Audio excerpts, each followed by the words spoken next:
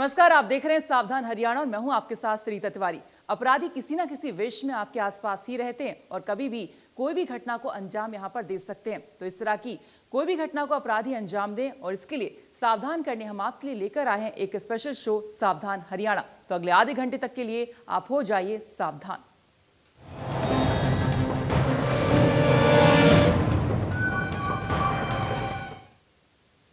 गुरुग्राम के पटौदी क्षेत्र में एक मन चला करीब 1.5 साल से एक 11वीं की छात्रा को आए दिन छेड़छाड़ कर परेशान करता था और भागकर शादी करने का दबाव बनाता था।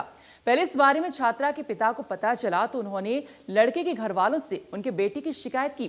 तब लगा कि अब उनका बेटा डांट खाने के बाद छेड़छाड़ करना बंद कर देगा, लेकिन छेड़छाड़ बंद करना तो दूर, उसने भागकर शादी का और भी ज्यादा दबाव बनाना शुरू कर दिया, जिससे परेशान होकर छात्रा ने परेशानी का हल निकाला और वो हल था आत्महत्या।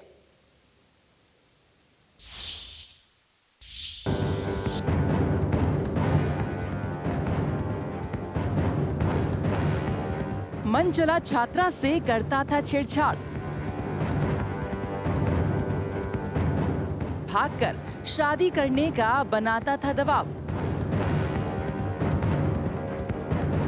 समाज के डर से नहीं कराई एफआईआर, युवती ने परेशान होकर कर लिया सुसाइड। छेड़छाड़ की घटनाएं आज भी समाज में हर दिन होती हैं और समाज में सम्मान बनाए रखने के चलते अक्सर लड़की के परिवार वाले मंचलों की शिकायत दर्ज नहीं कराते हैं, जिससे ऐसे मंचलों के हौसले और बुलंद हो जाते हैं। ऐसे ही छेड़छाड़ से परेशान गुरुग्राम के पटौदी इलाके की रहने वाली 11वीं की छात्रा ने फांसी लगाकर आत्महत्या कर ली। मंचला रोहित करीब 1.5 साल से छात्रा का पीछा कर रहा था और उसके साथ छेड़छाड़ भी करता था। यही नहीं, उससे जबरन भागकर शादी करने का दबाव भी बनाता था, जिससे तंग आकर छात्रा धीरे धीरे डिप्रेशन का शिकार होने लगी और आखिर में उसने खुद को छेड़छाड़ से बचने के लिए मौत को गले लगा लिया। युवक की छेड़खानी से परेशान आत्महत्या करने वाली इस युवती के परिजनों की माने तो यह युवक पहले भी कई बार इस लड़की को परेशान कर चुका है, लेकिन परिवार ने इस मामले की जानकारी पुलिस को देने की बजाय हर बार उस आरोपी युवक को केवल हिदायत देके छोड़ते रहे। शायद यही कारण था कि उस मनचले युवक के हौसले और बढ़ते चले गए और आखिर इस युवती को छेड़खानी की हरकतों से परेशान होकर आत्महत्या जैसा कदम उठाना पड़ा। हालांकि अब गुरुग्राम पुलिस ने उस मनचले युवक के खिलाफ आत्महत्या के लिए उकसाने का मुकदमा दर्ज कर लिया और युवक की गिरफ्तारी में जुट गई है। मामला ये है जी, मेरी बेटी शिवानी अभी 17 साल की 17वीं में लगी थी। एक लड़का रोहित पटौदी निवासी है जी, उसको रोज़ साल भर से 1.5 साल से पता नहीं कब से वो उसको परेशान कर रहा था और इसके चलते अभी 7 अगस्त को उसने सुसाइड कर लिया। उसका मैसेज आया, क्या आया, फ़ोन आया, और वो तो शिवानी जानती, वो लड़का पता नहीं क्या किया क्या नहीं किया। मेरी बेटी डिप्रेशन में थी, डिप्रेशन में आकर के उसने सुसाइड कर लिया। और मैं परेशान कर रहा था लड़का, करीबन 2 साल से परेशान कर रहा था, लेकिन हमें पता नहीं चला। पता चला तो उसको हमने वर्बली समझा दिया था। उसकी माँ ने भी उसको हमें आश्वासन दिया कि ये लड़का नहीं छेड़ेगा जी आइंदा से। हमने सोचा चलो ठीक है, बेटी के है, इज्जत के मारे हमने कुछ नहीं, कोई कार्रवाई नहीं करी। अब पुलिस प्रशासन ने क्या कुछ कार्रवाई की? क्या लड़की की गिरफ्तारी हो चुकी है? नहीं, अभी तक तो गिरफ्तारी नहीं हुई है जी। वो कह रहे हम जल्दी गिरफ्तार कर लेंगे जी उसको। लड़की के पिता को आपने सुना, समाज में अपमान ना हो इसके डर से उन्होंने रोहित की एफआईआर दर्ज नहीं करवाई, लेकिन उन्हें क्या पता था कि लड़के के परिवार वालों से उनके बेटे की शिकायत करने के बाद भी रोहित बेटी से छेड़छाड़ करना बंद नहीं करेगा और अंजाम इतना दर्द भरा होगा।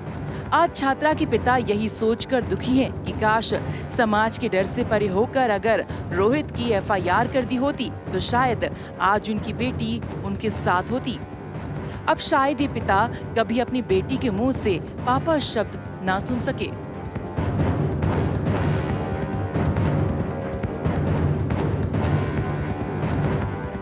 आपको बता दें कि इस पूरी वारदात का खुलासा उस वक्त हुआ जब छात्रा की छोटी बहन ने परिजनों को ये सारी बात की जानकारी दी।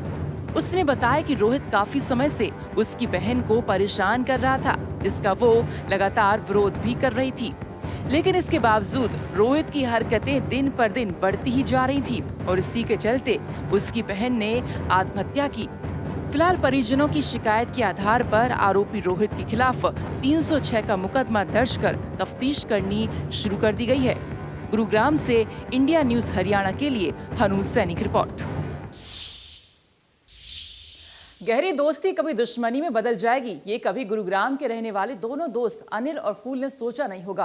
अनिल अपने आप फूल को बाउंसर की जॉब पर रखता है, लेकिन एक रात वो अपने बाउंसर दोस्त को गोली मार देता है। अब सवाल यहाँ पर ये उठता है कि दोनों अगर इतने गहरे दोस्त थे तो दुश्मन कैसे बन गए, और ऐसी कौन सी बड़ी वजह रही होगी कि एक दोस्त ने दूसरे को गोली मारकर मौत के घाट उतार दिया। क्या ये पूरा मामला है, इस रिपोर्ट में देखिए।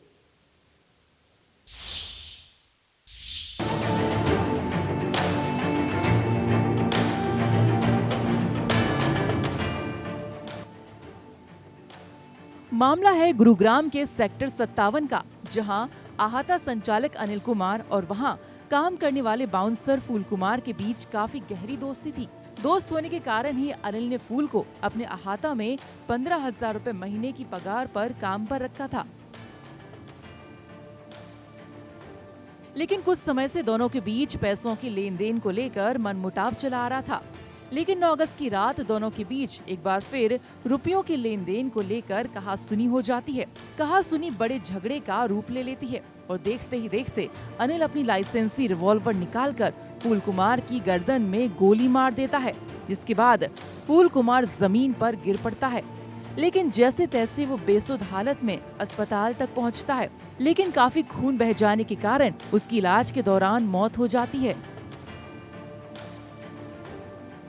ये कल सुबह एक आउटरीच के नाम से आता है कृष्णा वाइन के पास, उसमें एक गोली चलने से एक व्यक्ति की मृत्यु हुई थी, जिसके संबंध में उसके मृतक के पिता ने पुलिस को शिकायत दी थी कि उसका बेटा इस आते पे नौकरी करता था लगभग 1 महीने से, और 15 दिन पहले वो घर पे आया तो उसने बताया कि भी पैसे के मामले को लेके जो आता मालिक है अनिल कुमार, वो मेरे को धमकी दे रहा है जान से मारने की। और इसी बात को लेके उस अनिल कुमार ने अपने लाइसेंसी रिवॉल्वर से मेरे बेटे को, जिसका नाम फूल कुमार था, गोली मार के और उसकी हत्या कर दी, जिसके संबंध में हमने केस रजिस्टर करके और सेक्टर 56 पुलिस द्वारा उसकी इन्वेस्टिगेशन की गई। मृतक के परिवार वालों ने बताया कि फूल कुमार ने अनिल के द्वारा बार बार परेशान करने की बात हमें बताई थी, जिसके बाद परिवार वालों ने अनिल से हिसाब कर कहीं दूसरी जगह काम करने के लिए फूल कुमार को सलाह भी दी थी। परिवार वालों का आरोप है कि अनिल ने जानबूझकर फूल कुमार की हत्या की है। गुरुग्राम पुलिस सेक्टर 56 थाने में आरोपी अनिल कुमार के खिलाफ मुकदमा दर्ज कर उसे कुछ ही घंटों में गिरफ्तार कर लिया गया। आरोपी अनिल को पुलिस ने 2 दिन की रिमांड पर लिया है। साथ ही आरोपी से लाइसेंसी रिवॉल्वर, 3 जिंदा कारतूस और बोलेरो गाड़ी भी बरामद कर ली है। गुरुग्राम से इंडिया न्यूज हरियाणा के लिए हनूज सैनी की रिपोर्ट। टोहाना में लिव इन में रह रही दिव्यांग महिला संदिग्ध परिस्थितियों में लापता हो जाती है और फिर सिरसा के डवावाली में एक नहर से उसका शव बरामद होता है। आखिर दिव्यांग महिला की किसी से क्या दुश्मनी हो सकती है, इस रिपोर्ट में देखिए।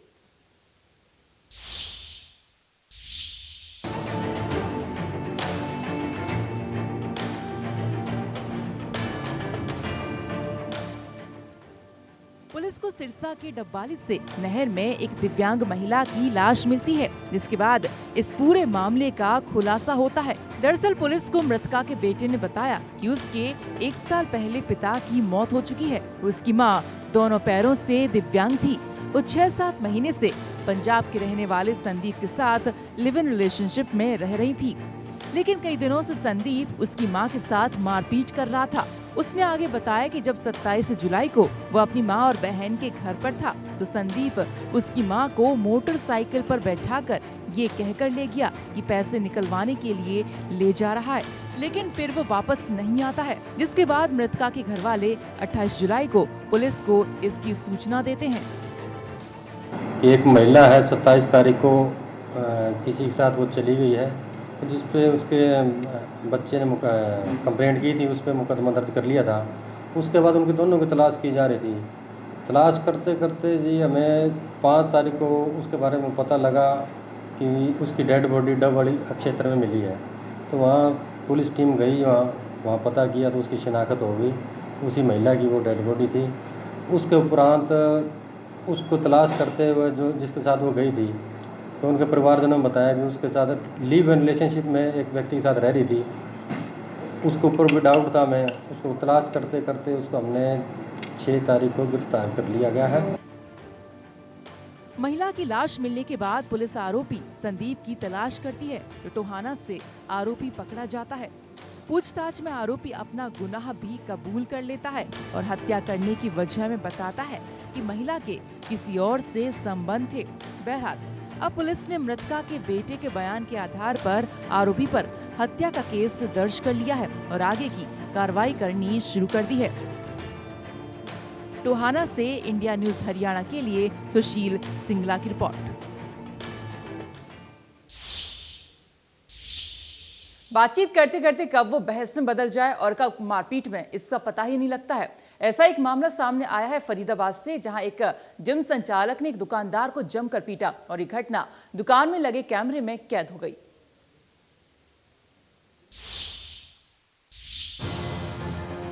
इस वीडियो में सफेद टी शर्ट पहने खड़ा ये शख्स जिम संचालक है, जिसकी दुकानदार से कुछ देर तो मामूली कहासुनी होती है। फिर ये दुकानदार के साथ मारपीट करने लगता है। दरअसल फरीदाबाद के लक्कड़पुर इलाके में पैसे के लेन देन को लेकर कहासुनी हुई। दुकानदार को पीटने वाले दिनेश भड़ाना पर आरोप है कि दुकानदार के 1850 रुपए मांगने पर दिनेश ने दुकानदार के साथ न केवल गाली गलौज की बल्कि उसके साथ मारपीट की। पीड़ित दुकानदार इन्वर्टर और बैटरी बेचने का काम करता है और दिनेश उसकी दुकान से इन्वर्टर खरीद कर ले जा रहा था, जिसके पैसे बाद में देने की बात कह रहा था, जिसके चलते दुकानदार ने दुकान पर काम करने वाले कर्मचारी से इन्वर्टर अंदर रखने को कहा और जिम संचालक को पहले पैसे देने के लिए कहा। लेकिन पैसे मांगने पर जिम संचालक बिखर गया और दुकानदार के साथ जमकर मारपीट करने लगा।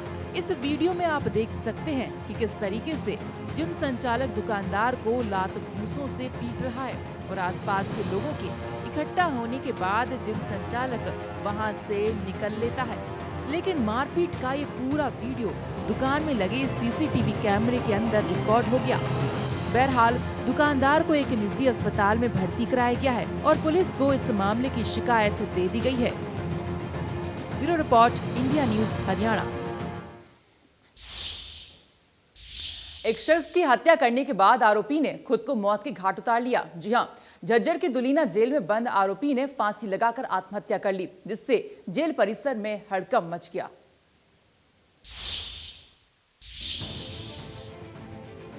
हत्या के आरोप में झज्जर की दुलीना जेल में बंद एक आरोपी ने जेल में ही फांसी का फंदा लगाकर अपनी जीवन लीला समाप्त कर दी। मृतक झज्जर के माता गेट का रहने वाला था और पिछले कई महीनों से झज्जर की दुलीना जेल में बंद था।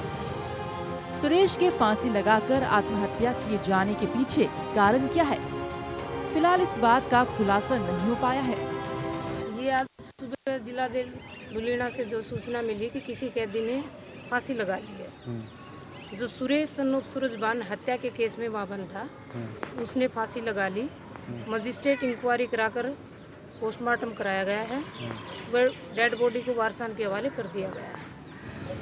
आपको बता दें कि कई महीने पहले झज्जर की सब्जी मंडी में एक व्यक्ति की गोली मारकर हत्या कर दी गई थी और हत्या का आरोप मृतक सुरेश और उसके साथी पर लगा था, जिसके बाद से मृतक सुरेश जेल में बंद था।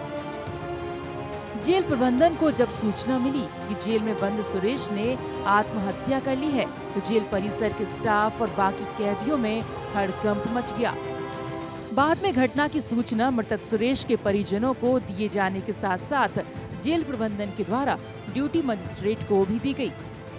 बाद में ड्यूटी मजिस्ट्रेट ने जेल में पहुंचकर घटनास्थल का जायजा लिया और मृतक के शव को पोस्टमार्टम के लिए झज्जर के नागरिक अस्पताल भिजवाया।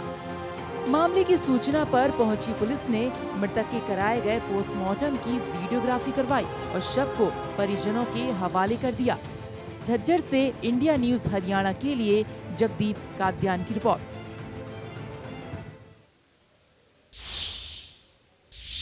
भाई बहन शादी करना चाहते हैं, ये सुनकर थोड़ा अजीब जरूर लगता है, लेकिन ये सच है। यमुनानगर के रहने वाली एक नाबालिग लड़की बच्चे को जन्म देती है और तब ये खुलासा होता है कि बेटा उसके भाई का है।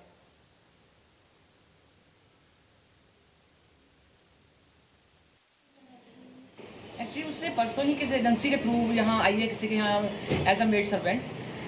जैसे वो आई तो उनको पता चला कि ये प्रेग्नेंट है और उन्होंने एजेंसी वालों को वापस लिख दिया कि ये लड़की हमें 18 साल से छोटी भी नहीं चाहिए और ये प्रेग्नेंट भी है। लेकिन कल अचानक उसे दोपहर में बहुत दर्द हुआ तो वो जो जिनके यहाँ वो आई थी वो लेके उसे हॉस्पिटल में आए। जब तक हॉस्पिटल में पहुँचते तो एक तरह से आधी डिलीवरी हो चुकी थी, बच्चे का हेड बाहर था, तो डॉक्टर को बहुत मुश्किल से मैनेज करना पड़ा और उसका डिलीवरी हुआ। बाद में जब बच्चे से बातचीत की गई तो मालूम पड़ा कि वो उसकी बुआ का लड़का है, सगी बुआ का लड़का है, जिसके साथ उसका ये रिलेशन रहा है। लड़की नाबालिग है, 2005 का बर्थ है जो उन्होंने हमें सबमिट किया है आधार कार्ड, उसके हिसाब से उसका बर्थ जो है 2005 का है। हाँ, लड़का अभी उसकी एज कंफर्म नहीं है, वैसे 19 साल का बता रहे हैं वो, 19 साल से ज़्यादा तो नहीं होगा, लेकिन उसके अभी डॉक्यूमेंट्स हमारे पास नहीं आए हैं। हमने बुलाया है लड़के को भी क्योंकि 0 FIR होगी यहाँ। बेसिकली ये लोग चंडीगढ़ में रहते हैं, यूपी के हैं, लेकिन पिछले 2-3 साल से चंडीगढ़ में ही रह रहे हैं। तो यहाँ से फिर 0 FIR करा के हम लोग केस को चंडीगढ़ भेजेंगे डिलीवरी। तो उसमें उन्होंने डॉक्टर साहब ने हमें फ़ोन किया कि इस तरह से एक नाबालिग बच्ची की डिलीवरी हुई है यहाँ पे, क्योंकि वो पहले फ़ोन करने का तो टाइम ही नहीं था उनके पास, इस सर्कमस्टेंस में आई। लेकिन बच्चे की हालत बहुत क्रिटिकल है एंड बच्चा जो है उसको रात में शिफ्ट कर दिया गया है PGI। मदर फिलहाल ठीक है एंड मुझे लगता है शाम तक या कल सुबह तक उसकी अस्पताल से छुट्टी हो जाएगी। आगे की कार्रवाई क्योंकि ये यमुनानगर का जुरिस्डिक्शन नहीं बनेगा, 0 FIR होगी तो हम जो चाइल्ड लाइन और जो CWC चंडीगढ़ की है उसको ये केस रेफर कर देंगे। 16 साल की गर्भवती की गंभीर हालत में डिलीवरी होती है और वो एक बच्चे को जन्म देती है। इस मामले का पता जैसे ही चाइल्ड लाइन को लगता है वो टीम लेकर अस्पताल में पहुंचती है और किशोरी की काउंसलिंग करती है। तब पूछताछ में पता चलता है कि 3 दिन पहले मॉडल टाउन में बतौर मेड एजेंसी की ओर से एक लड़की को भेजा गया था। जब उसके कागजों की जांच की तो उसमें जन्म वर्ष 2005 का था, जिस पर उसे मेड रखने के लिए इनकार कर दिया था। इसी बीच किशोरी को पेट में दर्द हुआ तो जिनकी यहाँ वो मेट के लिए आई थी वो उसे लेकर निजी अस्पताल पहुंचते हैं, जहां डॉक्टरों ने उसे देखा तो पता लगा कि वो गर्भवती है और उससे लेबर पेन हो रहा है। जब तक लेबर रूम में किशोरी को लेकर पहुंचते उससे पहले ही उसकी डिलीवरी शुरू हो गई। किसी तरह से डॉक्टरों ने हालात पर काबू किया और इस बीच किशोरी बच्चे को जन्म देती है। डॉक्टरों ने बताया कि बच्चे का जन्म समय से पहले हो गया है, जिस वजह से उसकी हालत काफी गंभीर बनी हुई है। जब चाइल्ड लाइन में किशोरी की काउंसलिंग की तो पता लगा कि किशोरी और उसका परिवार मूल रूप से उत्तर प्रदेश के लखनऊ का रहने वाला है, लेकिन 3 साल से चंडीगढ़ में रह रहा है। यहीं पर वो घरों में मेड का काम या फिर अन्य मजदूरी का काम करते हैं। कोरोना महामारी के बीच लॉकडाउन लग गया, जिसमें परिवार के अन्य लोग लखनऊ लौट गए, लेकिन चंडीगढ़ में किशोरी, उसकी एक बहन और बुआ का लड़का ही रह रहे थे। जानकारी के अनुसार दोनों शादी भी करना चाहते थे, वही दोनों के बीच संबंध बने। फिलहाल चाइल्ड लाइन की टीम ने किशोरी की मां को भी बुलवाया है और अब इस बाल कल्याण समिति चंडीगढ़ को ही यहां पर मामले को ट्रांसफर कर दिया है। वह यमुनानगर सिटी थाने में 0 FIR भी दर्ज कर दी गई है।